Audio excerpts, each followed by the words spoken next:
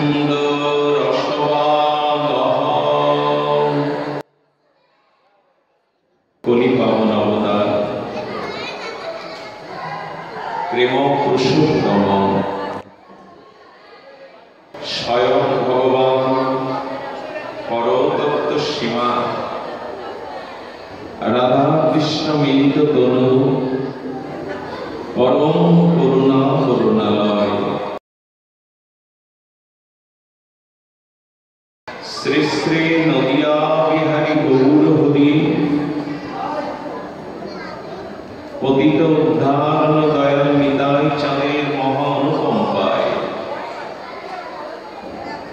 ব্রজ নবযুগদণ্ড রাধা মাধবের অভীতি করুণায় ঋতুমা কুসুমকার চিরফুল্ল ফুলদল বসন্তে শ্রী গোবিন্দ মাসিস্থ কৃষ্ণ পক্ষীয়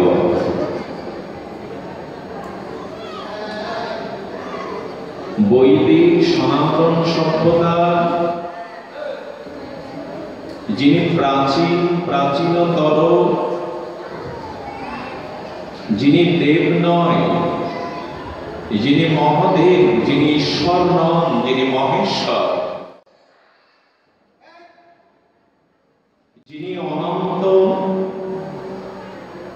ঈশ্বর তত্ত্ব, অভিন্ন বিষ্ণু তত্ত্ব,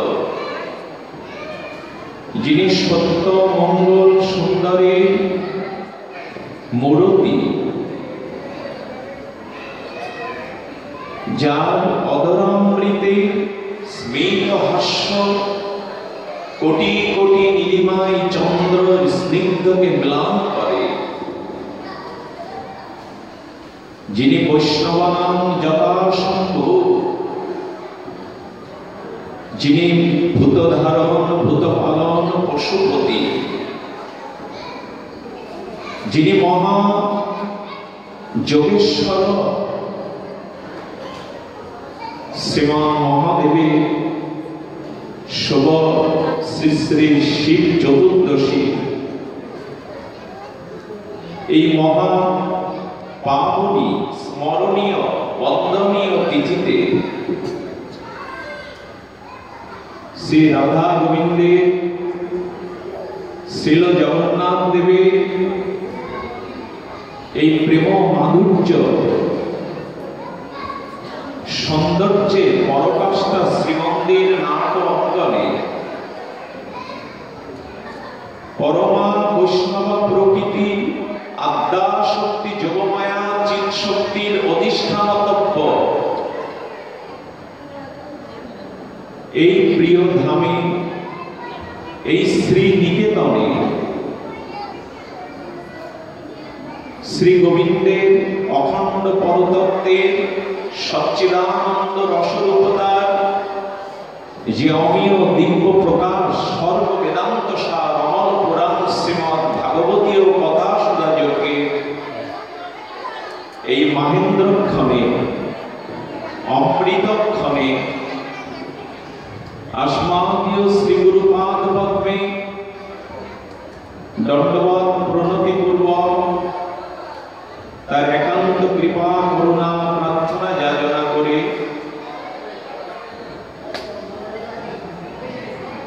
এখানে আচার্য বর্জ, আচার্য তরবৃন্দ,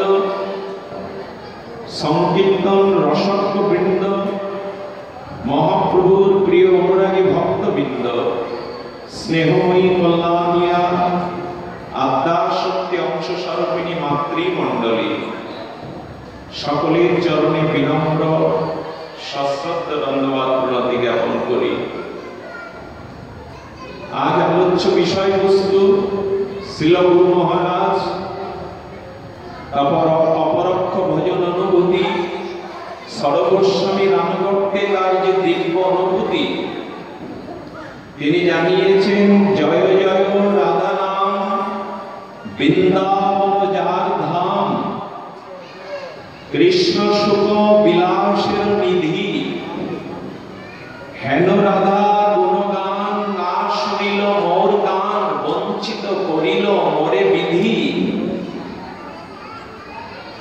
প্রেম ভক্তির মহারাজ অনন্ত বিভূষিত শ্রী নিত্যানন্দ প্রেম আবেশ মূরতি গৌরীয় গগনের উজ্জ্বল নক্ষত্র রাগাঙ্গ ভজনের ধ্রুব তারা শ্রীল শ্রী শ্রী নরোত্তম ঠাকুর দাস মহাশয়ের দিব্য সমগ্র শাস্ত্রের নির্যাস সার সৌরেন্দ্র সিদ্ধান্ত ব্রজ রাগাঙ্গা ভজনের আলোকিত ব্রজ প্রেমের নিকুঞ্জ মন্দিরের পথ যিনি রচনা করে গেছেন তার দিব্য গ্রন্থে শ্রী শ্রী প্রেম ভক্তি চন্দ্রিকায় সেখানে তিনি এই পথটা এই বয়ানটা কীর্তন করেছেন।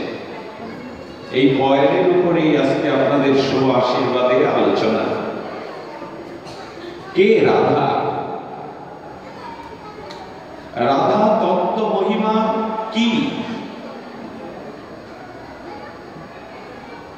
বলছেন? অনারাধ্য রাধা পাদম পূজ মনা আশ্রিত বিন্দাট বিঙ্গ পদঙ্কম। যে ব্যক্তি রাধারানীর পাদপদ্ম পরাগের আরাধনা করেনি, শ্রীমান মহাপ্রভু নিতাই চাঁদের এই প্রেম অবতারণের বিশেষ কলিযুগে যে ব্যক্তি কৃপাময়ী ব্রজেশ্বরী লাদিনী অধীশ্বরী শ্রীমতী রাধা ঠাকুরানীর আরাধনা করেননি বা তদীয় চরণাশ্রিত উজ্জ্বল তপ বৃন্দাবন প্রেমভূমি যেখানে ধ্বজঙ্কুশ চিহ্নিত গোবিন্দ রাধারানীর চরণ অঙ্কিত চিন্তামণি ভূমি, সেই বৃন্দাবনকে আশ্রয় করেননি এবং তদীয় ভাবে যাদের চিত্ত আক্রান্ত হয়নি ব্রজ প্রেমে, রাধা প্রেমে, যুগল প্রেমে যাদের চিত্ত আক্রান্ত হয়নি এবং গভীর চিত্ত ভক্ত রাধারানীর রাধাদর্শ লাভের যিনি চেষ্টা করেননি, বললেন ওই জাতীয় যুগল ভজনের প্রেম ভজনের যাদের লালসা চিত্তে জাগেনি, তদ্বিষ রসিক রাগাঙ্গীয় ভক্তের সান্নিধ্যে আনুগত্য যিনি গ্রহণ করেননি, সঙ্গ করেননি, সে কখনো শ্যাম রসার্ণব প্রেম সাগরে কোন কালেই ডুব দিতে পারবেন না, অবগাহন করতে পারবেন না।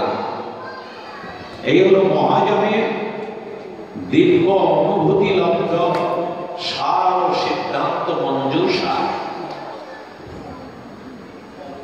রাধারানীর চরণাশ্রয় করতে হবে, ব্রজের বিপিনের প্রেম ধুরা ব্রজরেরও অঙ্গ মানতে হবে এবং যুগল ভজনের জন্য চিত্তটা প্রলুব্ধ করতে হবে।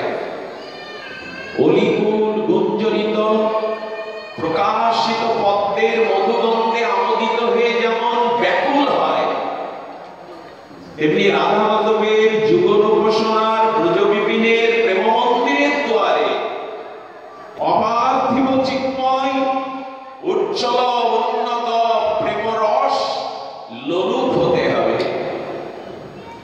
এই রসের যারা রসিক জন, ভাবুক জন, অনুভববেদ্য জন, সেই রাধা চরণায়িক জীবাত দাস্য অনুরাগী ভক্তের সঙ্গ নিতে হবে। তা না হলে শ্যাম রসার্ণবে আমরা ডুবতে পারবো না, শ্যাম সুন্দরের আনন্দ ভজনে আমরা ডুবতে পারবো না। প্রস্তাবনাটা অনেক বড়, সাধারণ প্রস্তাবনা নয়। একটু ভিতরের অনুভব না থাকলে এই রসে অবগাহন করা যাবে না। মহাপ্রভুর কৃপায় আমরা সেই পথেই অগ্রসর হব। বলছেন জয় জয় রাধা নাম দুইবার উল্লেখ করলেন ঠাকুর মশাই, জয় জয় শব্দটা হলো বিজয় বা জয়। জয় হলো পরম বিজয়ের শব্দ। তো জয় জয় উৎকর্ষ, জয় মানে উৎকর্ষ ব্যঞ্জক। যার কিছু উৎকর্ষ তাকে বলে জয়। জয় শব্দের অর্থ উৎকর্ষ ব্যঞ্জক। তো উৎকর্ষেরও পরমোৎকর্ষ হলো রাধা নাম। উৎকর্ষেরও পরমোৎকর্ষ, এই জন্য জয় জয় শব্দ দুবার প্রয়োগ হয়েছে। জয় মানে উৎকর্ষ ব্যঞ্জক, উৎকর্ষেরও পরমোৎকর্ষ যে নাম তাই হলো রাধা নাম। এই জন্য জয় জয় রাধা নাম। জয় জয় দিচ্ছে ঠাকুর মশাই, শুধু জয় নাই, পরম উৎকর্ষ ব্যঞ্জকেরও জয় জয়। আচ্ছা, নামের কি ভেদ আছে? নাম চিন্তামণি কৃষ্ণ চৈতন্য রস বিগ্রহ পূর্ণ শুদ্ধ নিত্য মুক্ত অভিন্ন নামিন আত্মানমিন। নাম এবং নামী অভিন্ন তত্ত্ব, তাই তো? যেই নাম সেই কৃষ্ণ, অভিন্ন তত্ত্ব তো। তবুও নামকে কিছুটা ব্যাখ্যা করেছেন গৌড়ীয় আচার্যবৃন্দ। যেমন বলছেন, ৩ সহস্র বিষ্ণু নাম নিলে যে নাম প্রভুর কৃপা হবে, করুণা হবে, একবার রাম নামে সেই আনন্দ আর সেই ভক্তি প্রাপ্তি হওয়া যাবে। এই জন্য নাম এক, তবু নামের স্তর ভেদ করা হয়েছে। কি বলা হলো? ৩ সহস্র বিষ্ণু নামের সমান এক। রাম ইতি, রম ইতি রাম নাম। আর ৩ সহস্র বিষ্ণু নাম এবং ৩ বার রাম নামের সমান মহাজন বলেছেন এক কৃষ্ণ নামের মহিমা। ৩ সহস্র বিষ্ণু নামের মহিমা এক কৃষ্ণ নামে। তো বলছেন যে সেই কৃষ্ণ নামে বা সেই পরমোৎকর্ষ সর্বোৎকর্ষে বিরাজিত কৃষ্ণ নামকে জয় দেওয়া হয়েছে। কিন্তু কৃষ্ণ নামের উপরে রাধা নামকে 2 বার জয় জয় বলে উৎকর্ষ ব্যঞ্জক করা হয়েছে। জয় জয় রাধা নাম।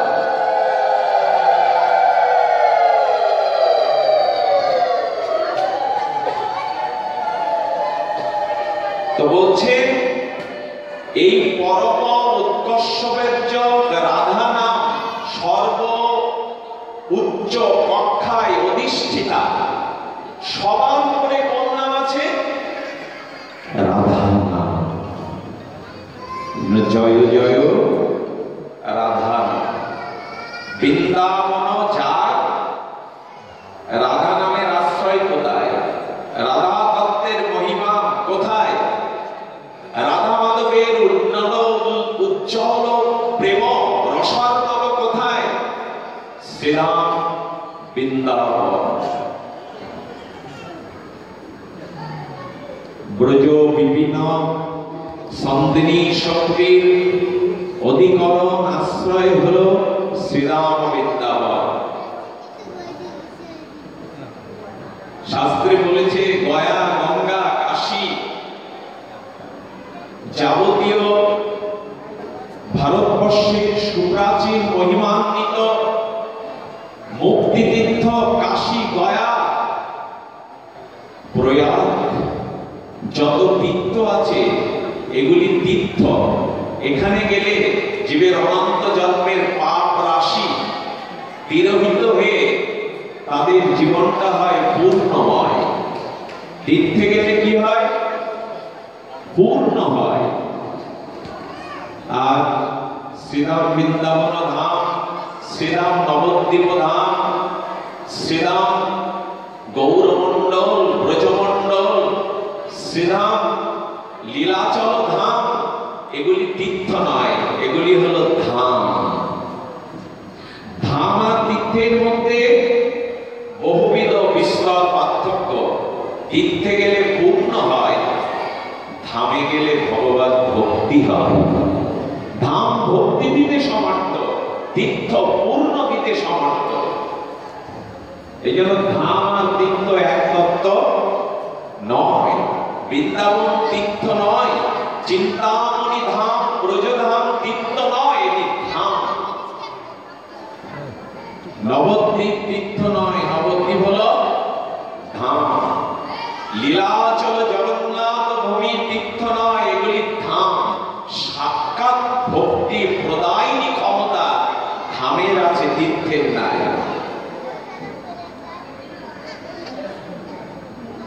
এই জন্য শ্রীকৃষ্ণ চৈতন্য মহাপ্রভুর প্রাককালে,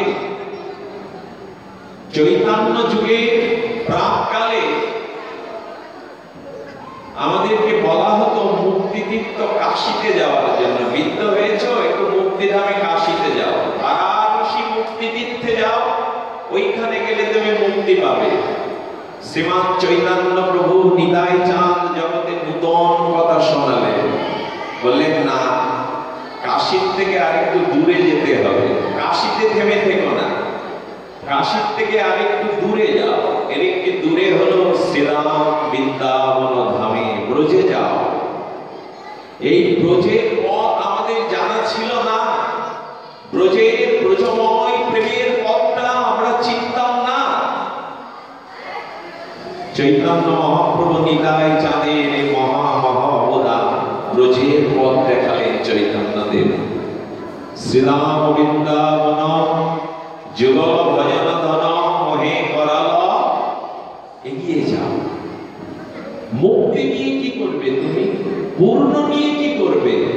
জীবের সর্বাপেক্ষা আত্মান্তিক প্রয়োজন হলো প্রেম। সাধারণ প্রেম নাই, ব্রজ প্রেম, রাধা প্রেম, যুগল ভজন প্রেম। এই পথে যাও, ব্রজের পথে যাও। আমরা আতুর অন্ধ, আমাদের হাতে কোনো আলোকবর্তিকা নেই যে ব্রজের পথে যাব। চৈতন্য মহাপ্রভু সেই দিব্য লোক হতে প্রেমের প্রদীপ জ্বালিয়ে, প্রেমের দেউটি জ্বালিয়ে অন্ধ আতুর জীবকে বললেন, আয় আমি আলোকবর্তিকা ধরে তোদের ব্রজের পথে, যুগলয়ের পথে পৌঁছে দেব। আয় প্রভু আলো ধরলেন। অনার্পিত চরিত চিরাত করুণায় অবতীর্ণ কলম সমর্পয়তোন্নতোজ্জ্বল রসস ভক্তি শ্রিয়ম হরি পূরণ সুন্দর দুতি কদম্বিত সন্দীপিত সদা হৃদয়ের স্কন্দরে স্ফুরত বা সচিনন্দনা। কে দেখাবে? ব্রজের পথ কে চেনাবো? ব্রজের পথে কে আমাদের প্রদীপ ছেড়ে আলোকমালায় ব্রজের চিরচেনা প্রেমের পথ দেখাবে? যদি গৌর না হতো, পেতাম না এই রস, এই প্রেম, এই নিকুঞ্জ মন্দিরের অতি গুরুতর ব্রহ্মার বাঞ্ছিত যে প্রেম, পেতাম না। এক গৌর কৃপায়, নিত্যানন্দ কৃপায় আমরা ব্রজের পথ পেলাম। চৈতন্য মহাপ্রভু যখন এলেন,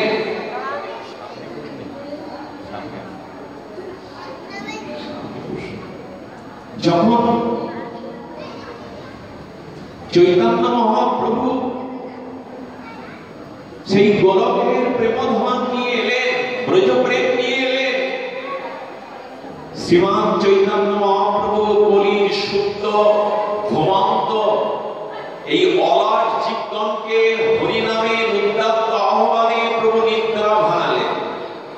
শ্রীকৃষ্ণ চৈতন্য মহাপ্রভু রাধা কৃষ্ণ মিলিত পরতত্ত্ব সীমা এই জগতে করুণায় অবতীর্ণ হয়ে কলিযুগের সুপ্ত লুপ্ত ঘুমন্ত অলস জীবকে হরিনামের উত্তপ্ত আহ্বানে জাগিয়ে দিলেন, ওঠো জাগো। আর পূর্ব যুগের যে কঠিন সাধনা, ওটা রাগ রাগিনীর বংশীধ্বনির মতো সুর করে বললেন, এবারের ভজন কঠিন ভজন নাই, এবারের ভজন প্রেমের ভজন, এবারের ভজন আনন্দের ভজন। এবারের ভজনের মধ্যে যা ছিল এটা ব্রহ্মাদির দুর্লভ। ব্রহ্মা যা পেল না আমরা পাবো।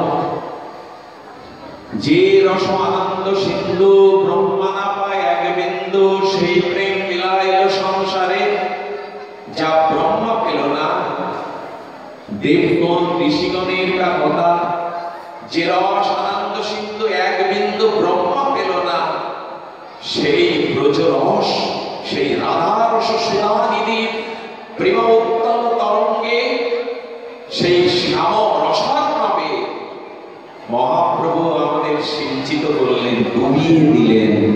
পূর্ব যুগের কঠিন তপস্যাকে, ধ্যানকে তিনি সুররচিত অনুরাগ রঙে রাগিনীর সুর করে ব্রজ ভজন দিয়ে দিলেন।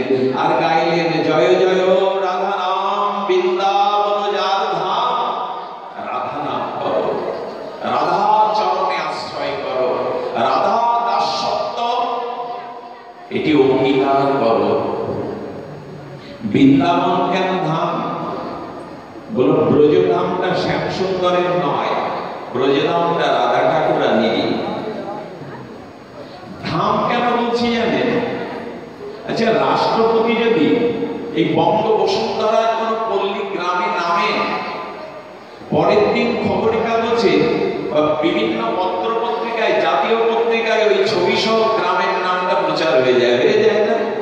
পল্লী বসুন্ধরা রক্ষত গ্রামের নামটা জাতীয় পত্রিকায়, জাতীয় মিডিয়ায় উঠে গেল। রাষ্ট্রপতি হেলিকপ্টার নিয়ে, রাষ্ট্রপতিতে আর আমাদের মতো বাইসাইকেলে নামবেন না, আসবেন না। তো গোবিন্দ যখন রাধা রানীকে নিয়ে সেই নিত্য গোলকের প্রেম রস আস্বাদন করবার তার লোলুপতা জাগলো, এবং ওই ব্রজ নিকুঞ্জের গোলকের প্রেম সম্পদ যখন আপামর জনসাধারণকে, জীবকে, ভক্তকে বিতরণের জন্য তার হৃদয়ে করুণা জাগলো, তখন শ্রী গোবিন্দ সেই নিত্য গোলক বৃন্দাবনকে লীলাস্থলী করে উনি নিজে যখন আসেন, তার আগে ধামকে, সন্দিনী শক্তি ওই ধামকে জগতে পাঠিয়ে দেন। এই জন্য ধাম তীর্থ নয়, ধাম ভগবানের সন্দিনী শক্তির আধার। গোবিন্দ যেমন নিত্য দত্ত, ধাম নিত্য দত্ত। এই জন্য আমার এসেই মনটা ওলট পালট হয়ে গেছে। কাল বৈশাখী ঝড় ওঠে না, আমি এখানে আসার পরে হঠাৎ ঝড় উঠে গেল। ঝড় কেন জানেন? অনেকদিন এসেছি দাদা অনুকম্পায়, কৃপায়, কিন্তু এসে ভেতরটা কেঁদে উঠলো। এই জায়গাটা বড় ঐশ্বর্য ছিল, এই জায়গাটা চারিদিকে ঐশ্বর্য ছিল, কিন্তু আজ প্রাণ ভরে কাঁদতে ইচ্ছে করছে। এই জায়গাটা ঐশ্বর্যের সাথে সাথে এখন মাধুর্য যুক্ত হয়ে গেছে।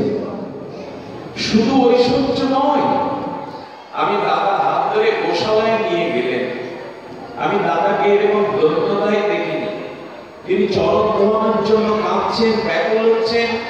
গোশালায় গিয়ে গো মাতাকে দর্শন করে, মহিমাকে দর্শন করে মনে হলো এতদিন এটি তীর্থ ছিল, আজ ব্রজমণ্ডলের গাভী মাতার কৃপায় যেন ঐশ্বর্য নয়, মাধুর্যের বৃন্দাবনে রূপ নিয়ে। একবার একটু দেখে আসবেন। গাভী মাতাগুলো দেখলে আপনাদের ব্রজের স্মরণ হয়ে যাবে, রাখাল রাজার স্মরণ হয়ে যাবে। আমি জানি না মানুষটার মধ্যে রাধারানী কি কৃপা সঞ্চয় করলেন। উনি আনন্দের সংবাদ জানালেন এখানে গিরিগোবর্ধন মন্দির করবেন। আমার তখনই হৃদয়ে কেঁদে উঠল, না, ঐশ্বর্যের সাথে সাথে এখন রাধারানীর কৃপায় মাধুর্য যুক্ত হয়ে যাচ্ছে। শুধু ঐশ্বর্য নয়, আমাদের ভজনটা হলো ঐশ্বর্য মাধুর্য মিশ্রিত। এই জন্য এই সন্ত্রীর সঙ্গে রাধার বৃন্দাবন সাধারণ ভূমি নয়, চিন্তামণি ভূমি। ওইখানে পড়ে থাকলে ভক্তি জানেন, ওই ধুলাতে যদি কেউ পড়ে থাকে, যেন গোশালায় গিয়ে দেখলাম ওইখানে মনে হলে একটু গড়াগড়ি দিয়ে দিই, এটি সাধারণ ভূমি আর নেই।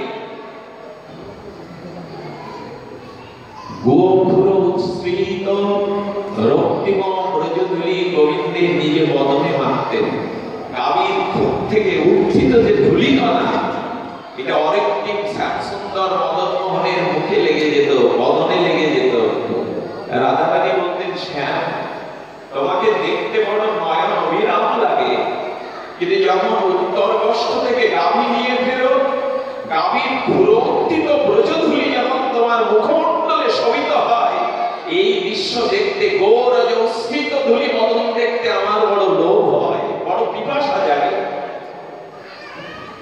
গোধূলি গোবিন্দ অঙ্গে ধারণ করে হয়েছেন আরো সুন্দর, হয়েছেন আরো সুন্দর, পরম সুন্দর। সেই বৃন্দাবন ধাম, এটি রাধারানীর ভূমি। বাবা জানেন, ব্রজে এক টাঙ্গিয়ালা ঘোড়ার গাড়ি চালাই যায়। বিকালবেলা এক সাধু বাবাকে ব্রজধাম এক স্থান থেকে আরেক জায়গায় নিয়ে যাচ্ছে। তো তখন টাঙ্গিয়ালা ঘোড়ার গাড়ি বলছে, বাবু আপনি প্রথম আমার গাড়িতে উঠলেন, আজ বৌনি হয়নি, মানে প্রথম উঠলেন রাধারানীর কৃপায়। তখন সেই সাধু বলছে, বাবা এই ব্রজ ছেড়ে তুমি তো মথুরার স্টেশনের দিকে গেলে, ওখানে ভাড়া প্রচুর হয়, এইখানে পড়ে আছো কেন? মথুরায় গেলে তো পারো। টাঙ্গিয়ালা ঘোড়ার গাড়িটা নামিয়ে হাত জোড় করে বলছে, বাবা एक रोटी मिलेगा तब भी ब्रजधाम नहीं छोड़ जाता। सारा दिने যদি রাধারানী একটা রুটি মেলায়, ব্রজ ছেড়ে যাব না। हाफ रोटी मिलेगा तब भी वृंदावन नहीं छोड़ जाता। आधे रोटी যদি করুণাময়ী জোগায়, তবু वृंदावन ছেড়ে যাব না। रोटी नहीं मिलेगा, भूखा से मारता, तब भी ब्रजधाम नहीं छोड़ जाता। আমি যদি ক্ষুধায় পড়ে যাই, রাধারানী যদি চান, তবু ব্রজধাম ছেড়ে আমি কোথাও যাব না। এই আমি যাব না। উদ্ধব ইনি ভক্ত শ্রেষ্ঠ শুধু নন, ইনি গোবিন্দের প্রিয় আমর্ত সখা, বন্ধু, মন্ত্রী, সুরক্ষা মন্ত্রী। দূরে দুইজন বসে থাকলে উদ্ধবকে দেখে অনেকেই গোবিন্দ বলে ভুল করতেন, অভিন্ন হৃদয়। সেই উদ্ধবকে ব্রজে পাঠাচ্ছেন গোবিন্দ। এই দেখুন ব্রজের একটু মহিমা। আজ কেন জানি এখানে এসে আমি ব্রজ ভাবনার বাইরে এক পাও যেতে পারছি না, ক্ষমা করবেন। ব্রজতত্ত্ব যেখানে সেখানে আস্বাদন নয়, কিন্তু আজকে আসার পরে কোথায় যেন মনে হচ্ছে মাধুর্য মন্ত্রিত ব্রজের কৃপাটা হৃদয়ে যেন অনুরাগের রংটা লেগে গেছে, বাইরে যেতে পারবো না। ভাগবত তো মুখস্থ পাণ্ডিত্য দিয়ে বলা যায় না, এটা কৃপা প্রকাশ হয়। ব্রজমণ্ডল, এই ব্রজমণ্ডলে রাধারানীর অপার করুণাময়ীর চিন্তামণি ধামের যে কৃপা, সেই ব্রজধামকে যারা আশ্রয় করেছে, ব্রজনিষ্ঠ যারা, সেই উদ্ধবকে গোবিন্দ চিন্তা করলেন।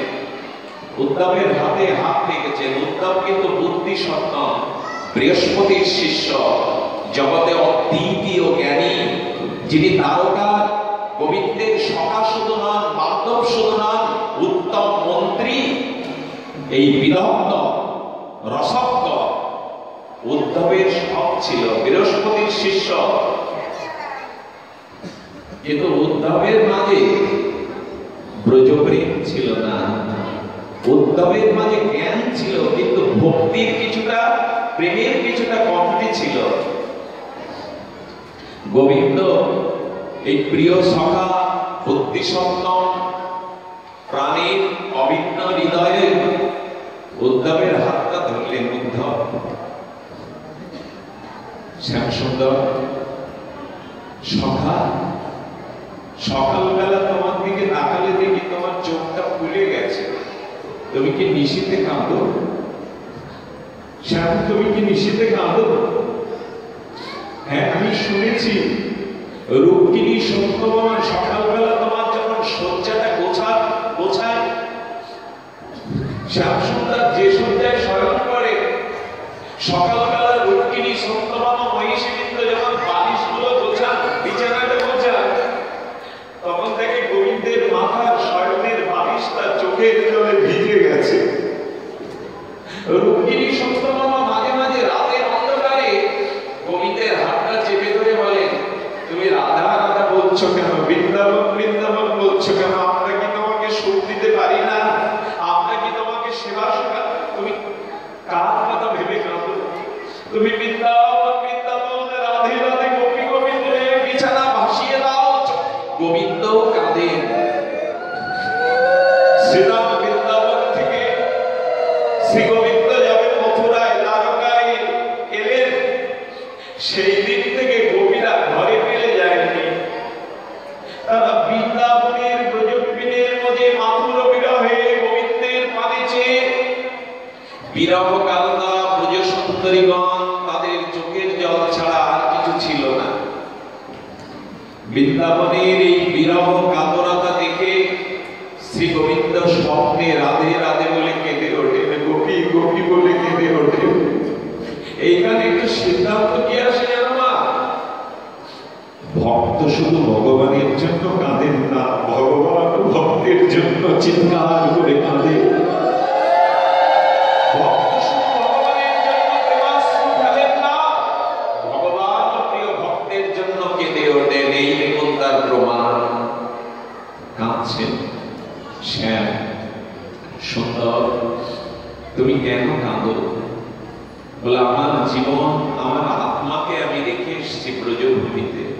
আমার আত্মা এখানে নাই, আমার দেহটা এখানে আছে, কিন্তু আমার আত্মাটা পড়ে আছে ব্রজে। যাও ব্রজে যাও, আমার সন্দেশ নিয়ে গচ্ছ গমন কর ব্রজে। ব্রজে গিয়ে আমার পিতামাতা, তাদের প্রাণ একটু ওষ্ঠাগত হয়ে গেছে, তাদের সান্ত্বনা দাও।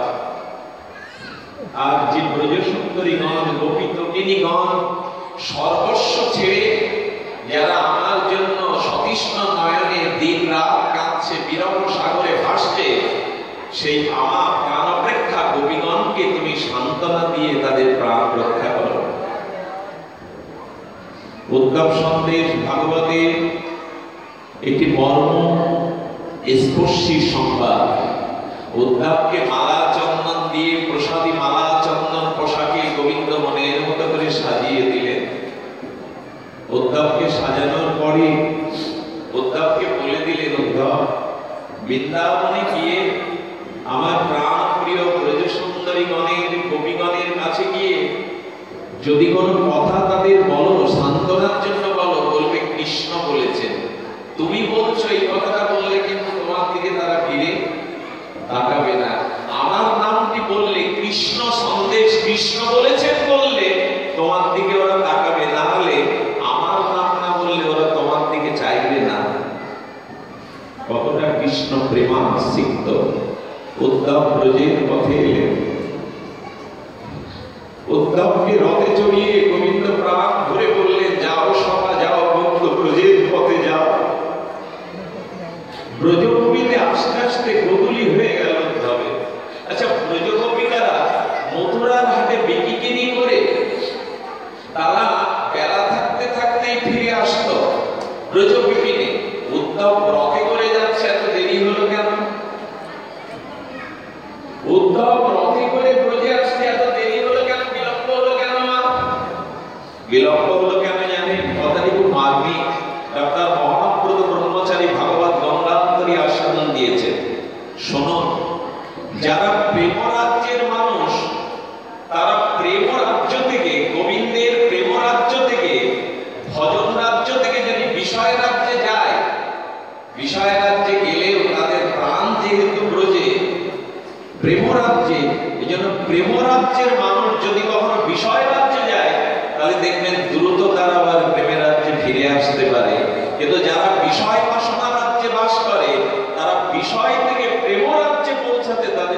বিলম্বই হয়।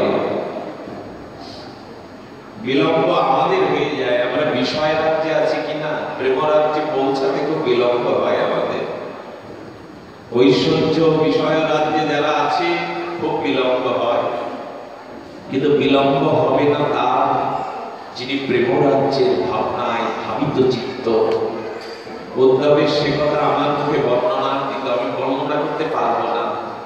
ও জাতীয় সক্ষমতা, বুদ্ধিগত মেধা আমার নাই। তবে শ্রী গুরু মহারাজ যেভাবে আস্বাদন দানের কৃপা করেছেন, কিঞ্চিৎ সিন্ধু থেকে বিন্দু, উদ্ধব রথ থেকে লাভলেন। একটু শ্রবণ করুন, প্রয়োজনতা বুঝি আর না বুঝি প্রেম হয়ে যায়। উদ্ধব রথ থেকে নেমে দেখলেন, প্রথমে তিনি দেখছেন দুটো পাখি ব্রজের সবুজ প্রেমময় বৃক্ষ শাখাতে বসে আছে।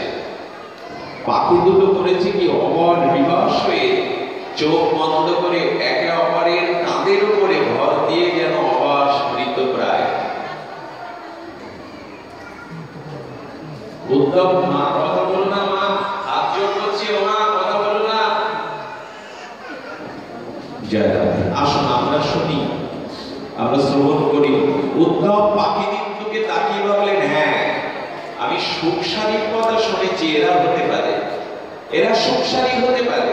ওগো সুখ, ওগো সারি, তোমাদের দ্বন্দ্বাতীত পদ বলি আমাকে একটু শোনাবে না? আমি তোমাদের কথা সকালকে অনেক শুনেছি। সুখ বলে আমার কৃষ্ণ মদন মোহন, সারি বলে আমার রায় বামে যতক্ষণ। সুখ সারিকে দ্বন্দ্ব করে বলছে, জানিস আমার কৃষ্ণ মদন মোহন। ভগবান শঙ্কর শিব মদন দহন, তিনি কামদেবকে পুড়িয়েছিলেন, কিন্তু আমার কৃষ্ণ মদন মোহন।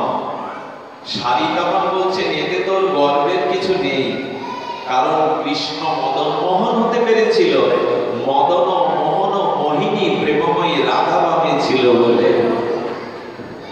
সুখ বলে আমার কৃষ্ণ মদন মোহন, সারি বলে আমার রায় বামে যতক্ষণ। বামে যদি না দাঁড়াতো, হে ত্রিভঙ্গ মুরারি অরিন্দম সুন্দর, প্রেমময়ী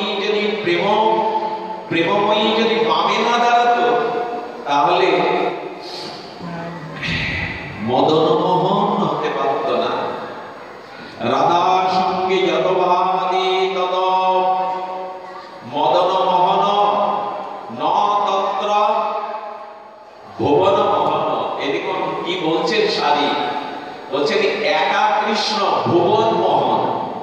একা কৃষ্ণের যে রূপ, তার ঐশ্বর্য মাধুর্যের পরকাশটার যে রূপ, তাতে ভুবন মোহন হতে পারে, কিন্তু মদন মোহন হতে গেলে আমার রাধা রানীকে বামে রাখতেই হবে। রাধা বিনা মদন মোহন হবে না। ঠাকুরানী বামে আছে বলে কৃষ্ণ বিশ্বমোহন হতে পারে রাধা বিনা, কিন্তু মদন মোহন হতে গেলে মদন মোহন মোহিনী রাধা রানী বামে প্রয়োজন।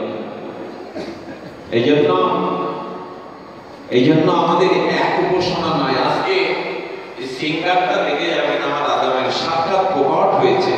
আমি নয়ন ফেরাতে পারছিলাম না। তাহা পরিমরি শ্যাম যুগল সুন্দর মাধুর্যময় মরতি, নয়ন ফেরানো যায় না। আসলে আমাদের নয়ন তো কলুষিত। আমরা যে রূপ জগতে দেখি এই রূপ না, একটু প্রেম দৃষ্টিতে দেখবেন। তবে প্রেম দৃষ্টিটা ভক্তে বা অনুভবে কৃপায় ছাড়া হয় না। ধনুদাস উত্তর ভারতে, রক্তনাথের মন্দির উত্তর ভারতে, শুধু ভারতে নয় বিশ্বব্যাপী তার পরিধি, তার খ্যাতি। সেই রক্তনাথে ওখানে রামানুজাচার্য শুদ্ধ অনুভববেদ্য মহাপুরুষ, ওইখানে আচার্য। উনি দেখেন ধনুদাস একটা সাদা ঘোড়াতে বিশ্ব সুন্দরী এক যুবতীকে সামনে নিয়ে রক্তনাথের মন্দিরে দূর থেকে দেখে চলে যান। বহুদিন সুন্দরী যুবতীকে ঘোড়ায় চড়ে আনে। ওই এলাকার সেই হলো সর্বশ্রেষ্ঠ শক্তিমান দস্যু, তার সম্পর্কে কেউ আঙুল তুলতে পারে না। রামানুজাচার্য ভক্তি আচার্য একদিন সেবককে বলছেন, ওকে বল কৃপা হয়েছে মহাদেব। ওদের সুন্দরী রূপে মোহিত হয়ে প্রতিদিন রঙ্গনাথে আছে। রামানুজাচার্য ভক্তির আচার্য বলছে ওকে একটু ডেকে দিত। যখন বলছেন হে ধনুর্দাস আপনি শক্তিমান, ধনুর্দাস আপনাকে ডাকছেন আমাদের পূজারী বাবা, আমাদের মহন্ত মহারাজ আপনাকে ডাকছেন। ডেকে বলছেন তাড়াতাড়ি বলুন, আমার হাতে সময় নেই, যুবতী অপেক্ষা করছে আমার জন্য। রামানুজাচার্য চোখের দিকে দেখে বললেন কোন রূপে তুমি মোহিত বাবা? যে যুবতী সুন্দরী রূপে এত মোহিত, তাকে সামনে নিয়ে তুমি ঘোড়ায় চড়ে রঙ্গনাথকে দেখতে এসছো। তুমি জানো কি আমার রঙ্গনাথ কত সুন্দর, আমার শ্যাম সুন্দর কত সুন্দর? যে রেখে দিন আপনার শ্যাম সুন্দর, তো দেখেছি প্রতিদিন দেখি, অনুভূতি কিছু হয় না। আমি যে যুবতীকে ভালোবাসি, যাকে প্রতিদিন ঘোড়ায় চড়িয়ে আমি দেখেছেন তার রূপ দেখলে এই জগতের লোক স্থির হয়ে দাঁড়াবে, অশ্বরীষে। রামানুজাচার্য বলছেন আমি তোমায় একটা রূপ দেখাতে পারি, যে রূপ নয়নে দেখলে পৃথিবীর আর কোন রূপ তোমার নয়নে ধরবে না। এমন রূপ হতেই পারে না। এসো আমার সাথে, এসো। হাত ধরে শ্রী গোবিন্দ রঙ্গনাথের মন্দিরের সামনে বলছেন জীবনে তোমার কাছে কিছু চাইনি গো। হে প্রাণীর দেবতা, আমি তোমার কাছে কিছু চাইনি। আজ তোমার কাছে নিবেদন, এই ধনুর্দাসকে তুমি সচ্চিদানন্দ প্রেম পুরুতে যে সাক্ষাৎ একবার দর্শন করিয়ে দাও। আমার সমস্ত তপস্যা সাধনা আমি তোমার চরণে নিবেদন করলাম। এই ভক্তকে, এই বিষয়ী রূপ ও গ্রহস্থ মহগ্রস্ত যুবককে তুমি তোমার অরিন্দম সুন্দর মোহমীয় ভুবন মোহন মাধুর্য রূপের ছটা একটু দেখিয়ে দাও। যে প্রার্থনা করেছে, মন্দির দুয়ার উন্মুক্ত করেছে, সাক্ষাৎ কৃপালু সচ্চিদানন্দ তত্ত্ব পূর্ণ ব্রহ্ম ভগবান চিন্ময় মূর্তিতে বিজুতি চমকের মতো ক্ষণিক যেই রূপে দেখা দিয়েছেন, সঙ্গে সঙ্গে ধনুর্দাস প্রেমে মূর্ছিত হয়ে দোলায় পড়ে গেলেন। এক পর সামান্য এক ছিটে ফোটামান পরিমাণ সেই চিন্ময় রূপ দর্শন করে ধনুর্দাস প্রেমান্বিতে যখন উঠল, আগের ধনুর্দাস আর নেই। বাবাজির চরণে পড়ে ছল ছল অশ্রুধারায় অষ্টসাত্ত্বিক প্রেম বিকারে ভগ্ন কণ্ঠে বলছেন কি দেখলাম বাবা, কি দেখলাম। আমি মন্দির ছেড়ে আমি যাব না, ওই রূপ আবার দেখতে না পেলে আমি বাঁচবো না। গোবিন্দ মন্দিরে রয়ে গেলেন, আর বাইরে বেরোননি। সারা জীবন ওই রূপের ভজনা করে কাটিয়ে দিলেন। এই হলো ওই রূপের সন্ধান। আমাদের চোখ এখনো জানেনি বলে তো বাইরের রূপে আমরা মহগ্রস্ত। আমরা ওই রূপের অনুসন্ধান রাখি না। ভক্তবৃন্দ উদ্ধব এলেন, সুখ শাড়ির দিকে তাকিয়ে বলছেন আমাকে একটু তোমাদের দ্বন্দ্ব শোনাও না। শাড়ি তখন চোখ বন্ধ করে বলছেন যার জন্য গাওয়া, যার জন্য ব্রজধাম যাওয়া, সে তো ব্রজে নাই। প্রতিজ্ঞা করে বসে আছি, যদি শ্যাম আবার ব্রজে আসে তখনই কণ্ঠে গান উঠবে, তখনই দৃষ্টিতে তাকে দেখব। বাবা, দুটো পাখি কি এভাবে ভালোবাসতে পারে কারো বিরহে? ব্রজনাথ যদি ব্রজে না ফিরে, কণ্ঠে আর কোনো সুরধ্বনি উঠবে না। ব্রজনাথ যদি ব্রজে না আছে, নয়ন আর কাউকে দেখবে না। গাভীগুলো কি করেছে জানেন? গাভীগুলো মুখের কাছে বৃন্দাবনের তৃণভূমি, উন্নত সেই ঘাসগুলো, তৃণগুলো, গাভী সেদিকে দৃষ্টি নাই। গাভীগুলো মথুরার মানে ঊর্ধ্বমুখে তাকিয়ে দরদর করে চোখের জল পড়ছে। গাভী মাতাকে প্রণাম করে উদ্ধব বলছে তোমাদের কি হলো? তোমরা মথুরার মানে তাকিয়ে আছো কেন? এই তৃণ ভক্ষণ করছো না? উদ্ধবকে কি বলবে গাভী মাতা? মনের অনুভববৃদ্ধ ভাষায় বলছে আমরা ছিলাম গাভী, গো জাতি, কোনো স্বীকৃতি ছিল না, কিন্তু গোপাল, আমাদের গোপাল আমাদেরকে চির আলিঙ্গনে আবদ্ধ করে ভালোবেসে আমাদের সাথে চলে বেড়ায়। আমরা একদিন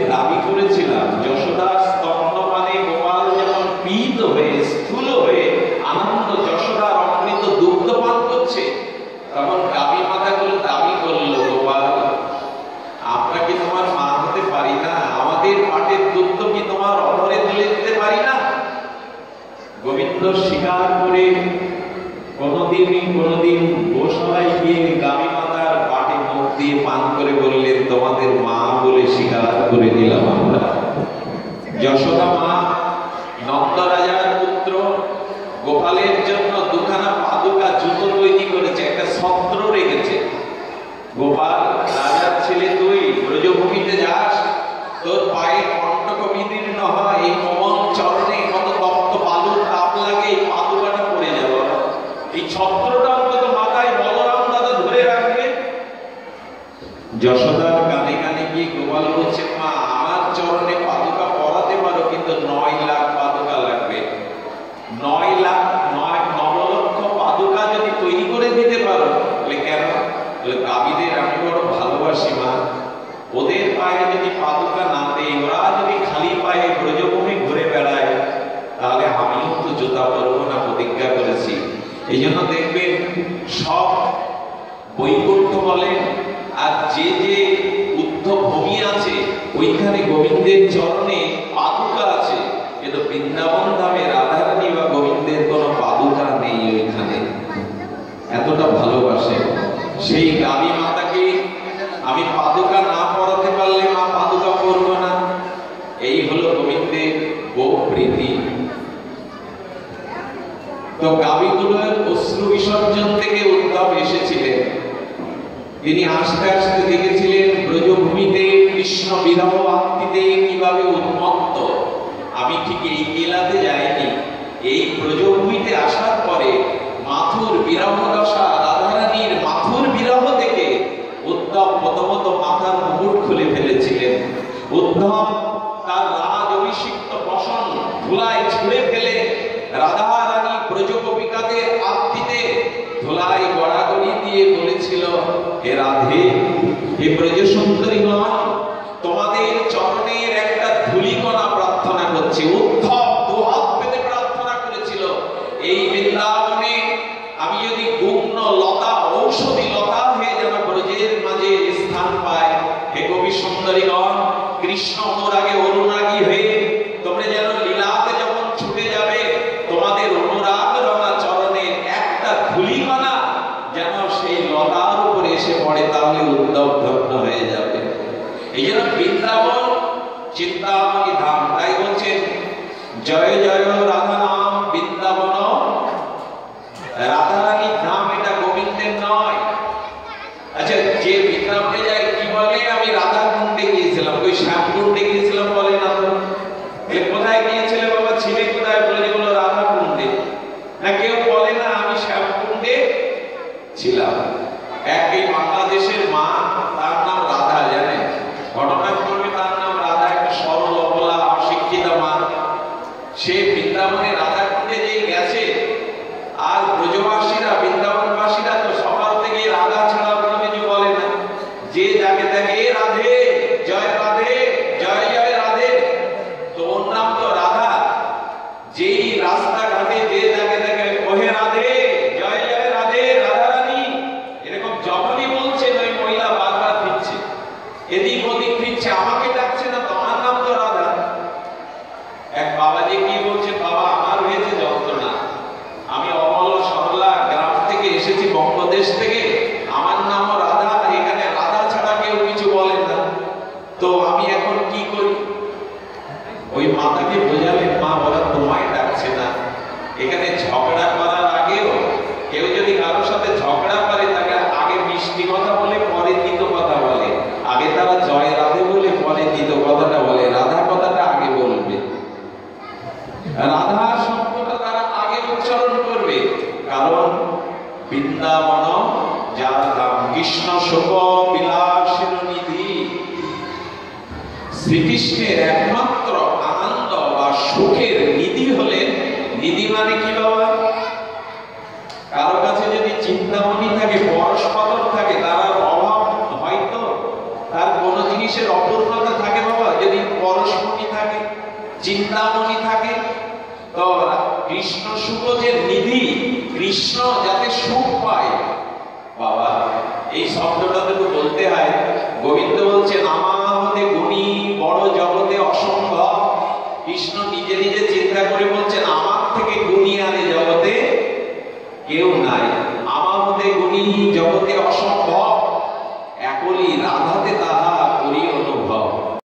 কৃষ্ণ বলছেন আমার হতে আনন্দিত হয় ত্রিভুবন।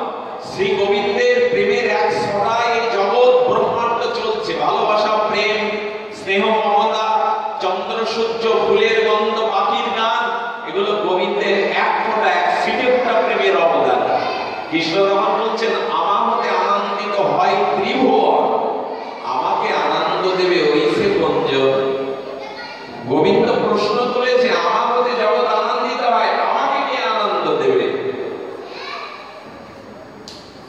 আমার হতে আনন্দিত হয় ত্রিভুবন, আমাকে আনন্দ দেবে ওই সে কুঞ্জ। আমার হতে যার হয় শত শত গুণ, গোবিন্দ বলছেন আমার থেকে যার হয় শত শত গুণ, তার গুণে হরে মোর মন। আমার থেকে যদি কারো শত শত গুণ থাকে তবেই সে আমার মনকে হরণ করতে পারে। এই গুণ একালি রাধাতে তাহা করি অনুভব, রাধা রানীতে ছাড়া এই গুণ কারো নাই। সেই রাধা রানী ধামই হলো ব্রজধাম। ওখানে রাধা না বললে কেউ ফিরে তাকাবে না, রাধা না বললে কেউ কৃষ্ণ নামের মহিমা ওখানে ব্যঞ্জক নয়। হেন রাধা গুণগান না শুনিল মোর প্রাণ, এই রাধা নাম আমরা করলাম না, রাধা দাস্য আমরা চরণে আশ্রয় নিলাম না, রাধা চরণাশ্রিত আমরা হলাম না। আচ্ছা বাবা, একটু আগে কি গাইলেন? তুলসী বন্দনায় নম নম তুলসী শ্রীকৃষ্ণ প্রেয়সী, আমি রাধা কৃষ্ণের চরণ পাবো এই অভিলাষ মানে ইচ্ছা, যে তোমার শরণ লয় তার বাঞ্ছা। আমরা রাধা রানীর ভজন করতে চাই, যুগল ভজন, এই বাঞ্ছা পূর্ণ করবে কি? যে তোমার শরণ লয় তার বাঞ্ছা, কৃপা করি করতারে বৃন্দাবন। এই মনের অভিলাষ বিলাস কুঞ্জে দিও, কাকে বলছে? আমরা বৃন্দাকে। তো আমার মনের অভিলাষ হলো যেন বিলাস কুঞ্জে। কাকে বলে বিলাস কুঞ্জ? এই দেখো রাধা রানী প্রেম মন্দিরে যুগল লীলা করতে করতে যখন ঘেমে যায়, রাধা মাধব প্রেম মন্দিরে প্রেম লীলাস বিলসিত হতে হতে যখন ঘেমে যায়, তখন ওই কুঞ্জ মন্দিরের ভিতরে আর একটা ছোট্ট মন্দির আছে।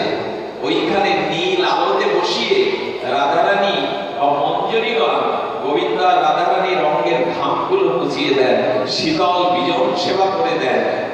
মানে প্রেম মন্দিরের মধ্যে যে ছোট একটা বিশ্রামের জায়গা, ওকে বলে বিলাস কুঞ্জ।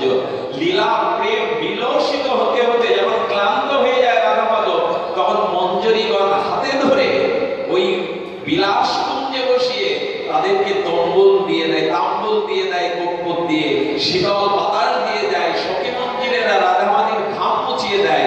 ওটাই হলো বিলাস কুঞ্জে। ওখানে সখীরা যেতে পারে না, ওখানে মঞ্জরীদের অধিকার। তাই বলছি এই মনের অভিলাষ বিলাস কুঞ্জে দিয়ে বাস, নয়নে হেরিব সদা যুগল রূপ। এই নিবেদন ধরো সখীর অনুগত। এই দেখুন, সখীর অনুগত না নিলে এই রস আস্বাদন করা যাবে না। এই নিবেদন ধরো সখীর, সখী ভজন, সখী অনুগত্যে ভজন, মঞ্জরি ভাব সাধনার ভজন। এই নিবেদন ধরো সখীর অনুগা করো, সেবা অধিকার পাওয়ার লাগি হই অভিলাষী। রাধা মাধবের যুগল সেবা, ব্রজ সেবা, ব্রজ প্রেমীর সেবা। দীন কৃষ্ণ দাসে কয় মোর যেন। আমাদের কবে হবে? গাইলাম তো সারা জীবন, ওই ভাবনায় ওই রসে ডুবলাম তো। এটা সারা জীবন তো তুলসী বন্দনা না করে ভক্তি দেওয়া যাবে? ভক্তি দেবী তো উনি। আমরা গাইছি বটে, কিন্তু ওই রাজ্যে যাই তো, ওই অনুভবের রাজ্যে যাই তো। বৃন্দাবনের অপ্রাকৃত নবীন মদন, কাম বিষ কাম গায়ত্রীতে যার উপাসনাটা পেয়েছিল, কাম বিষ কাম গায়ত্রী ছাড়া মদন মোহনের যুগলের উপাসনা হবে না, ওইখানেই যেতে হবে।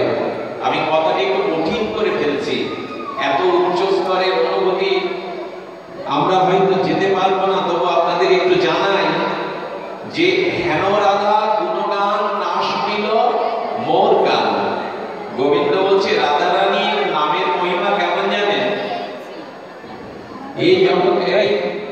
এই জগতে কোন ব্যক্তি যদি রা বলে, রা, আপনি যদি এই মুহূর্তে রা উচ্চারণ করেন, গোবিন্দ সবকিছু বিমুখ হয়ে আপনার মুখের দিকে তাকাবে।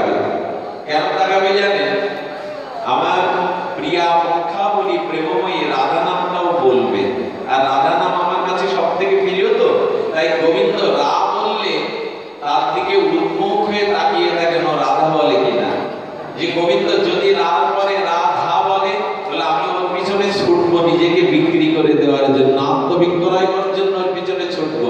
আচ্ছা, গোবিন্দ রা বলে যদি ধানা বলে, রাধা না বলে যদি রাজা বলে, রামমোহন বলে, রামনগর বলে, গোবিন্দ বলছেন আমি বড় ব্যথা নিয়ে ওর থেকে মুখ ফিরিয়ে চলে যাই অন্যদিকে। যদি কে রাত পরে ধা বলে আমি ওর পেছনে ছুটি, কিন্তু রাত পরে যদি রাজা বলে, রামমোহন বলে, আমি তখন বড় ব্যথা বুকে নিয়ে অন্যদিকে চলে যাই, তার দিকে আর তাকাতে পারি না। এই হলো রাধা নামের মহিমা। কিন্তু হেন রাধা নাম আমার কানে এলো না, আটবে কি করে? নৃপন হরি সেবিতা পায়ক্রীত না হর্য পর্কা। জীব গোস্বামী বলেছেন আমার বুকে 7টা বাণ 7টা তীর ফুটিয়ে দিয়েছো তোমরা। সেই 7 জন কারা? জীব গোস্বামী বলছেন যে আমার বুকে 7টা তীর, বিষাক্ত তীর তোমরা ফুটিয়ে দিয়েছো। তোমরা কারা জানো? নৃপন হরি সেবিত পায়ক্রীত না হর্য পর্ক, কবি না হরি বর্ণাক, শ্রিত গুরু না হর্ষ শ্রিতা। জীব গোস্বামীর কলম। গুণী না হরিত তৎপর, সরল দীন বিষ্ণুশ্রয়, নশ ব্রজ রম অনুগা সপদি শব্দ সল্লাদিমে। আরে বাবা, কি কলম জীব গোস্বামী। বলছেন যিনি রাজা, বিরাট রাজা, তিনি হরিভক্ত পরায়ণ হলেন না, তিনি ভক্ত হলেন না, তিনি আমার বুকে একটা তীর দিলেন। কারণ রাজা শ্রেষ্ঠ জন যদি গোবিন্দ চরণে আশ্রয় নিত, গোবিন্দ ভজন করত, তার প্রজারাও ভগবানের ভজন করত। কিন্তু এই রাজা শুধু রাজ্য দখল করে বসেছে, হরি ভজন করে না। ও আমার বুকে একটা তীর। ব্যয়কৃত না অর্জপক্ষ, অনেক অর্থ পেয়েছে ভগবানের কৃপায়, ব্যবসা বাণিজ্য চাকরি করে বহু অর্থ সঞ্চয় করেছেন, অথচ গোবিন্দ সেবায় সাধু সেবায় সব কাজে ব্যয় করে না। তিনি আমার বুকে একটা তীর। যার অর্থ আছে অথচ ভগবান কাজে, বৈষ্ণব সেবায়, ভগবান সেবায় ব্যয় করে না সব কাজে, সে আমার বুকে একটা তীর, মাত্র তীর ফুটিয়ে দিয়েছে। কবি না হরিবর্ণক। এই জগতে অনেক সাহিত্যিক আছে, অনেক কবি আছে, তারা জগতের মতো উপন্যাস গল্প লিখে বিখ্যাত হয়, কিন্তু এই কবিগণ একবার রাধা মাধবের কোন মহিমা কীর্তন করলো না। যদি কীর্তন করত, তাহলে জগতের সাহিত্য সম্রাট না হয়ে তারা গোলক বৃন্দাবনে গোবিন্দের চরণ পৌঁছে যেত। এই জন্য কবি যদি কবিতা লিখতে হয়, সাহিত্য লিখতে হয়, গোবিন্দকে নিয়ে, রাধারানীকে নিয়ে লেখো। যদি কে লিখলো না, অথচ কবিতা আছে, বলে সে আমার বুকে একটা শেল বিঁধে দিয়ে গেল, বুকে শেল। শ্রিত গুরু ন হর্ষার্চিত, যে গুরুদেব আমার গোবিন্দ যুগল ভজন করলো না, যুগল ভজনের নাম রূপ লীলা যে গুরুদেবের নাই, এই ব্রজভক্তি যে গুরুদেব দিল না, সেও আমার বুকে একটা শেল। গুণী না হরি তৎপর, অনেক গুণ আছে অথচ ভজন নেই। এই জগতে বহুবিধ গুণ আছে, তার গুণের সাগর, কিন্তু তার গোবিন্দ ভজন বলে সেও আমার বুকে একটা তীব্র শেল। লোকটা সরল, লোকটা সহজ সরল, লোকটা ভালো, লোকটাকে ভালো বলে জানে, অথচ সে কৃষ্ণ চরণ আশ্রয় করল না। নশ ব্রজ রমানুগা সপদি শব্দ সল্লাদিমে। আর যারা একা কৃষ্ণ ভজন করে, রাধারানীকে মামে রেখে যুগল ভজন করে না, তারাও আমার বুকে একটা শেল ছুরি বিধিয়ে দিল। যারা এক কৃষ্ণের উপাসনা করে, রাধারানীর উপাসনা করে না, তারাও আমার বুকে একটা শেল বিধিয়ে দিল। তাই লাদিনী দ্বারাই করেন আনন্দ আস্বাদন, লাদিনী দ্বারাই করেন ভক্তের পোষণ। আমি বেশি দূর এগোবো না, তবে আপনাদের জানাই, এই ব্রজ ভজনে আসুন আমরা রাধারানীর দাসত্বকে অঙ্গীকার করি। তবে এই পথে আসতে গেলে, রাধারানীর দাসত্ব নিতে গেলে, যিনি রাগানুগা ভজনের, যার হৃদয়ে রসসিক্ত অনুভব, তার কাছে না গেলে এই রস পাওয়া, রসের অনুসন্ধান, রসব্রহ্মের উপাসনা করতে গেলে যিনি রসিক জন, ভাবুক জন, ব্রজ প্রেমিক জন, তার কাছে যেতে হবে। গেলে কি হবে জানেন? ছোট্ট কয়েকটি ঘটনা রাধা রানীর অপার মহিমা একটু কীর্তন করে আর বিশ্রাম রাখবার আগে বলি, এই দেখুন যার অনুভূতি হয়েছে রাধা মাধবের ব্রজরসে তার কাছে যেতে হবে, তার বাতাস গায়ে লাগাতে হবে, তা না হলে কিন্তু এই প্রেমের রাজ্যে আপনি আমি ঢুকতে পারবো না। এই জন্য আমাদের উচিত হবে একটুখানি এই অনুভববেদ্য ব্রজ রসিক ভাবুক তাদের স্পর্শ নেওয়া। জয়পুরের মহারাজ সিদ্ধ বাবার চরণে দর্শনের জন্য গেছেন। সিদ্ধ বাবা রাজা রানীর চরণ চিন্তা করতে করতে রাজাকে বলছে, রাজা তুমি আমাকে সেবা করতে এসেছো তো, পারবে? তোমার কয় রানী রাজা? জয়পুরের মহারাজার 3 রানী। তো বলছে তোমার ছোট রানীর নাম কি? পদ্মাবতী। বাবা শুনেছে কার মুখে পদ্মাবতী নাকি অপরূপ সুন্দরী, তার খুব শোভা। বলছেন ওই স্ত্রীকে সাজিয়ে তুমি আমার কাছে পাঠিয়ে দাও, আমার ভজন কুটিরে পাঠিয়ে দাও। সর্বনাশ! বাবাজিরা মেয়েদের মুখ দেখে না, অথচ বলছে রানীকে সাজিয়ে পাঠিয়ে দাও। রাত দিন তো রাধা রানীর চরণ চিন্তায় রত সব সিদ্ধ মহাত্মা, ব্রজের আশ্রিত মহাত্মা। রাজা অনুভবী, না হলে সাধু দর্শনে যেতেন না। রাজা বুঝলেন বাবা আমার প্রতি কোনো কৃপা করতে চায়, বাবার কোনো কৃপা আমার উপরে আসবে। উনি রানীকে এসে পদ্মাবতীকে হাত জোড় করে বলছেন, ধন্য তুমি, ধন্য তোমার নারী জনম। বাবাজি মহারাজ তোমাকে সাজিয়ে গুছিয়ে পাঠাতে বলেছেন, যাও। অলকা তিলকা করে, স্বর্ণ অলঙ্কার ভূষিতা করে, পায়ে আলতা দিয়ে, হাতে একটা থালা নিয়ে জয় রাধে জয় রাধে বলতে বলতে পদ্মাবতী আসছে। বাবাজি মহারাজ মনে মনে তখন রাধা রানীর চরণ চিন্তা করছিলেন। এই চরণ চিন্তা করতে করতে যেই ওই চরণে নকুর পায়ে রোজঝুনু বাজতে বাজতে পদ্মাবতী সুন্দরী বাবা সামনে এলেন, ওই হৃদয়ে ধ্যানরত রাধা রানীর কৈকর্যময় প্রেমময়ী চরণটা বাইরে পদ্মাবতীর চরণ থেকে হে রাধে বলে চরণে লুটিয়ে পড়লেন। উনি রাধা রানীর চরণ মনে করে, হৃদয়ে ধ্যানস্থ চরণ মনে করে লুটিয়ে পড়লেন। যেই লুটিয়ে পড়লেন, ওনার হাতের বাতাস লেগে, ওনার অঙ্গের বাতাস লেগে পদ্মাবতী ও রাধা প্রেমে বিভোর হয়ে মূর্ছিত হয়ে পড়ে গেলেন। হয় বাবা, এইসব মহতের কৃপা না হলে ওই রাজ্যে ঢোকা যায়। পদ্মাবতী যখন জ্ঞান ফিরল, বাবাজির গাল থেকে প্রেমের লালাচ হচ্ছে, চোখ দিয়ে জল ঝরছে, হে রাধে হে রাধে।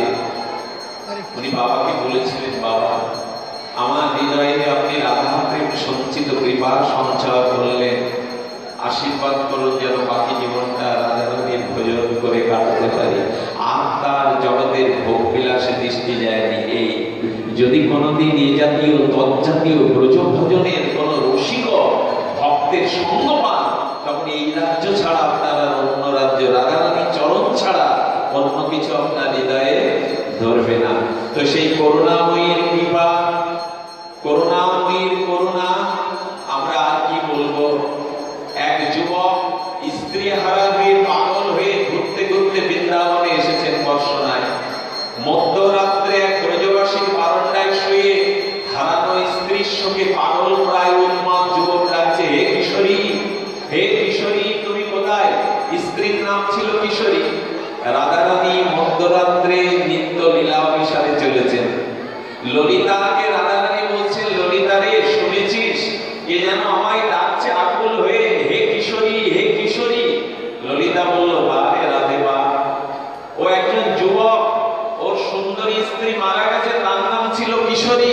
ও পাগল উন্মাদ হয়ে ওর বউকে ডাকছে, তোর মাথা খারাপ হয়ে গেল, চল রাধা, লীলার সময় চলে যাচ্ছে, তুই চল। রাধা বলছেন, আমি জানি না, ওকে আমার কাছে এনে দে। ওরে আমারও তো এক নাম কিশোরী, ও যাকে ডাকে ডাকো, আমার প্রাণ বলছে ও যেন আমাকে ডাকছে, যা ওকে আমার কাছে এনে দে। আরে পোড়ার মুখী, রাধার কাছে আসতে গেলে, আমাদের আসতে গেলে ওর তো মরা দেহ জড় দেহ হবে না, চিন্ময় গোপী দেহ লাগবে। বলেন আমি অপেক্ষা করতে পারছি না, আমার চরণ দুলটা নিয়ে গিয়ে ওর গায়ে মাখায় মাখিয়ে দে। ও এই দেহ ছেড়ে নিত্য মঞ্জুরি স্বরূপে, দাসী স্বরূপে তোরা আমাকে আমার কাছে নিয়ে আয়, আমি যে সহ্য করতে পারছি না। এই হলো রাধা। উনি জানেন না, রাধা রানী জানেন না ও কে, ও পাগল উন্মাদ, কিন্তু রাধা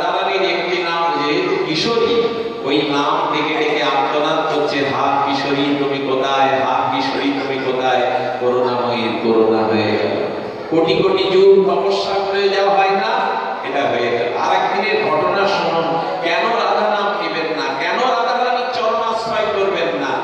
এই জন্য রাধা রানীর কৃপা দেখুন, রাধা রানী নিত্য লীলায় যাচ্ছেন, আর যেতে যেতে তার চরণে কি একটা ঠিকলো। উনি পেছন ফিরে তাকিয়ে দেখে কোন সকালবেলা রাখালরা একটা শিয়াল, একটা শিবা মানে শিগাল পাঁচুনি দিয়ে মারতে গিয়ে শিগালটা পড়ে আছে, রাধা রানীর চরণে লেগে গেছে। ললিতা তখন বলছে যে চরণ দুটো ধুয়ে দিতে হবে, মৃত শিগালের গায়ে তো পা লেগেছে। রাধা রানী বলছেন আমার তো তা মনে হলো না, আমার চরণ গুলো যার গায়ে লাগলো সে শিগাল হতে পারে না। পরে তাকিয়ে দেখলো, যেই তাকিয়ে দেখেছে রাধা রানীর কৃপায় ওই মৃত শিগালকে রাধা রানীর চরণময় একটা সখী রূপ ধরে 13 বছরের বালিকা হয়ে ওখানে দিব্য মূর্তিতে শুয়ে আছে। রাধা রানী বলছেন ললিতা ওকে হাত ধরে নিয়ে নিত্য লীলায় নিয়ে চল। এত করুণা কারো আছে না? ভজন সাধন না করলে প্রেম পাওয়া যাবে না। সাধন ভজন করবেন তারপরে তো প্রেম পাবেন। প্রথমে শ্রদ্ধা, তারপর গুরুচরণ আশ্রয়, তারপরে ভজন, তারপরে নিষ্ঠা, রুচি, আসক্তি, এরপরে তো ভাব ভক্তি প্রেম। কিন্তু রাধা রানীর দর্শন মাত্রই, রাধা রানীর কৃপা কটাক্ষ মাত্রই আপনার প্রেম হয়ে যাবে, সাধনার দরকার নাই, সাধনা লাগবে না। এই রাধা নাম, এই ব্রজ প্রেম আমরা যেন আস্বাদন করি। তবে এইটুকু বলবো, এই রাধার চরণ দোকানা ভজনের জন্য আমার গোবিন্দ বড় পাগল। তিনি কখনো নাপিতিনি, একটা নাপিতিনি রূপ ধরেছে জানেন, গোবিন্দ চোরা টোড়া বেঁধে নরসুন্দর নাপিতের রূপ ধরেছে। এই জন্য রাধা চরণের মহিমা বাবা এইটুকু না বললে নয়, মন পোষাবে না, মন ধরবে না। গোবিন্দ কখনো মালাকারিনী, কখনো নাপিতিনি, কত কি সেজেছেন। রাধা রানীর একটু কৃপা, একটু দর্শন পাবেন বলে নাপিতিনি সেজেছেন, ঘুর নিয়ে আর বাক্স নিয়ে একে একে বলছেন কেউ নখ পরিষ্কার করবে, কেউ চরণ পরিষ্কার করবে। আমি নাপিতিনি, ভালো চরণ নখাক করে সুন্দর করতে পারি।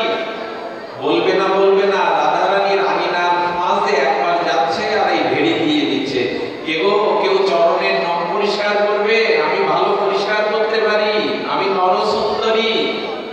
নাপিতিনি বেশ ধরেছেন গোবিন্দ, ফুল নিয়ে বাক্স নিয়ে রাধা রানীর আঙিনায় বলে, আর কোনো জায়গা নেই। রাধা রানী বিশাখাকে বলছেন ওকে একটু ডেকে আনতো, কণ্ঠটা খুব মধুর লাগছে, নিশ্চয়ই ওকে দেখতেও মধুর। ললিতা বিশাখা বলছে রাধে তোর চরণ দোকানা আমরা একটু পরিষ্কার করে নিয়ম দ্বারা ডাকবো। অনুমতি দিলেন, না দিয়ে তো আর উপায় নাই। যখন নাপিতিনি গেছে, তারপর রাধা রানীর দেখেই বাক্সটা প্রথমে পড়ে গেছে কান থেকে। প্রেমময়ী, উল্লাসময়ী, করুণাময়ী রূপ দেখে গোবিন্দের বাক্সটা পড়ে গেছে। কি গো তুমি যে কাঁপছো, তোমার বাক্স পড়ে গেল? আহা, এমন রূপ জগতে কারো হয়? রূপ সুন্দর, চির সুন্দর, চির অনিন্নাম সুন্দর রাধা রানী রূপ দেখে বলছে তুমি কি করতে পারো? ললিতা বলছে আমি চরণে নখাক করো, চরণটা খুব সুন্দর করে পরিমার্জিত করে সুন্দর করে সাজাতে পারি, শুরু করো। তবে হ্যাঁ, আমাদের প্রেমময়ী, আমাদের রাধা রানীর চরণ কিন্তু খুব ফুলের থেকে কমল, শিরিষ কুসুমদল কমল, যেন ব্যথা না পায়। আমি ব্যথা দেব না, আমি পারি, আমি সুচারুরূপে ওই চরণ মার্জন করে দেবে। এই দেখুন রাধা রানীর কি মহিমা। গোবিন্দ রাধা রানীর চরণ দোকানা ঘুরত করে বলো, করপল্লব হাত দিয়ে বুকের কাছে তুলেছেন প্রথমে চরণ। আরে আরে আরে কি করো নাপিতিনি, চরণ নিচে রাখো, তুমি উপরে তুলছো কেন? গোবিন্দের চোখে ছল ছল জল ভরে গেছে, একবার দেখতে দাও, এমন চরণ তো আর কোথাও দেখিনি, একবার দেখতে দাও। আমার গোবিন্দ যে চরণে অশ্রু বিসর্জন করে ধুয়ে দিচ্ছেন। আরে তুমি কাঁদছো কেন? ওকে রাধে, এমন চরণ আমি তো কখনো দেখিনি, একটু অনুমতি দেবে? হে রাধে, একটু অনুমতি দেবে? আবার তোমার কি হলো, কি অনুমতি দেবে? চরণ পরিষ্কার করো। তো অনুমতিটা হলে একটু বুকে ধরতে দেবে তোমার কমল চরণ। স্বয়ং অখণ্ড ভগবান রসিকেন্দ্র মৌলি রসিক সেবা করুণাময়ী প্রেমময়ীর প্রেম চরণ দোকানা বুকের মধ্যে দড়িয়ে ধরে কাফরন্দন করছে। শেষে কি বললেন জানেন?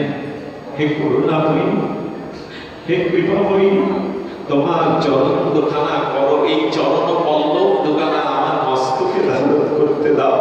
দেহি পদ পল্লব উদাহরণ বলে গোবিন্দ চরণ দুখানা মাথায় ধরলেন। নখাগ্র পরিষ্কার করতে করতে গোবিন্দ আর পাচ্ছেন না। গোবিন্দ আলতাটা পরাতে গিয়ে আলতা দিয়ে গোবিন্দের চরণটা সুন্দর করে সজ্জিতা করতে পারছেন না। সঙ্গে সঙ্গে নিজের নামটা, শ্যাম নামটা রাধারানীর চরণে অরক্তিম আলতা দিয়ে লিখে দিলেন। রাধারানী বলছেন, তুমি আলতা না করিয়ে তোমার নাম কি গো? তুমি নামটা লিখলে তোমার নাম কি? বলে আমার নাম শ্যাম। ললিতা বলছে, তো আমাদের রাধারানীর চরণে তুমি নাম লেখালে কেন? তোমার নামটা তুমি লেখালে কেন? বলছে, এ জন্মে তো ওই চরণ ভজন হলো না। এ জন্মে রাধারানী শুধু ভজন করে গেছে, আমি ভজন করতে পারিনি। তাই রাধারানী যেভাবে আমাকে ভালোবেসেছে আমি ভালোবাসতে পারিনি। রাধারানী তার কুল শীল মান জীবন যৌবন সব আমাদের সবে দিয়েছে, আমি দিতে পারিনি। তাই আমি রাধারানীর কাছে ঋণ হয়ে গেলাম। রাধারানী হলেন মহাজন, আমি হলাম ঋণী। তাই নামটা চরণে লিখে দিয়ে আমি জানালাম, এ জন্মে এই রায় ঋণ আমি শোধ করতে পারবো না। আসছে গৌর লীলাতে আমি রাধারানীর ভাবকান্তি নিয়ে এই রাধা রাধা বলে জীবের দুয়ারে দুয়ারে কাঁদতে কাঁদতে ধুলায় গড়াতে